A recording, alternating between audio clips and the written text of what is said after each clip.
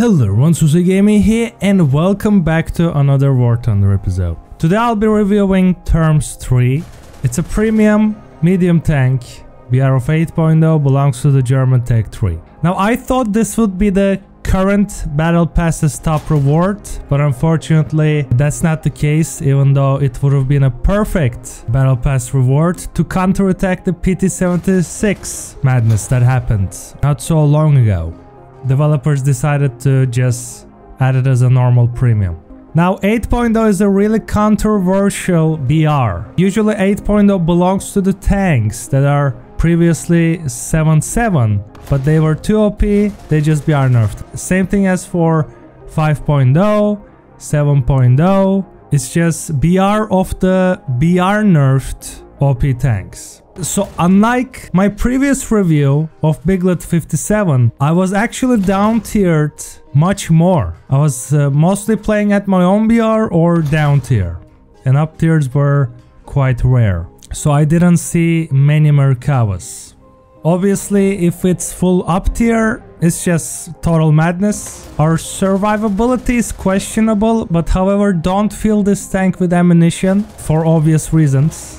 So starting with firepower, good cannon backed up with amazing secondary cannon. So even if we're reloading, we couldn't kill the enemy in the first shot, we can easily break the enemy's barrel with our secondary cannon. It has secondary cannon similar to the AMX-30s. The German one have less penetration, even though it's much higher caliber. However, for paper targets like BMPs, this cannon is a nightmare. The gaijin promoted this 3-axis stabilizer thing in this tank, but however I didn't feel a difference. It just feels like a normal stabilizer. We have questionable turret shape. It's really bad. Our survivability is bad.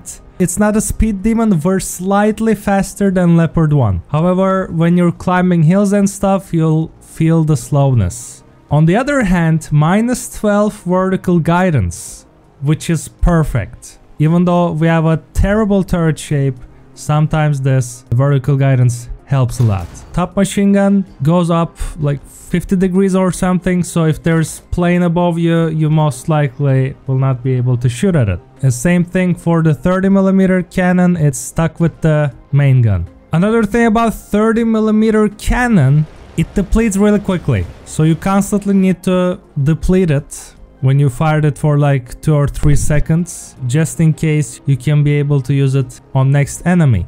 Our best rounds are 1 Sabot round and 1 hit FS. Unfortunately, I'm so tired of hit FS, how unpredictable it is, especially at the side shots. I stopped using it. You know, I just picked 19 or 20 Sabot rounds and let's just go. Even though Sabot round is not the best, it is still more reliable than the hit FS. Even though I didn't took it, I actually recommend you to take 2 or 3, because when I was fully up tiered playing against Soviets, frontal plate is, you cannot pen them with Sabot round from far distance. So yeah, unfortunately we don't have a laser designator, so you have this weird modern and World War II gameplay. We have mediocre turret rotation speed, so this tank actually feels like AMX-50 on steroids, or Lorraine 40T.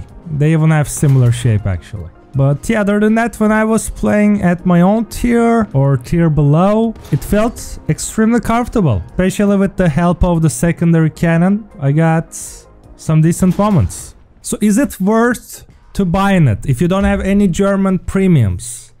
That's quite questionable.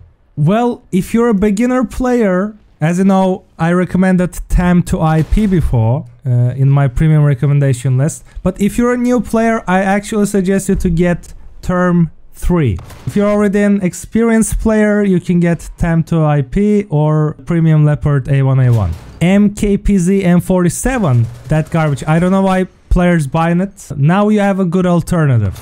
And I guess you can pair this tank with the squadron jet M262. If you still don't have squadron, you can join to mine via Discord. Start to grind this squadron vehicles. If you don't have M262, you can also pair it with the Arado, which is also a decent bomber with the scope. It's been used in squadron battles a lot as well. But yeah, this is Turm's 3. Painful in top tiers, but at its own tier, if you're careful enough, you can deal a massive damage to the enemy team. I'm giving it above average rank. I'm not gonna say it's good because it's not comfortable to play with it in top tier. But yeah, that's it. Stay safe. I'll see you in the next one. Peace out.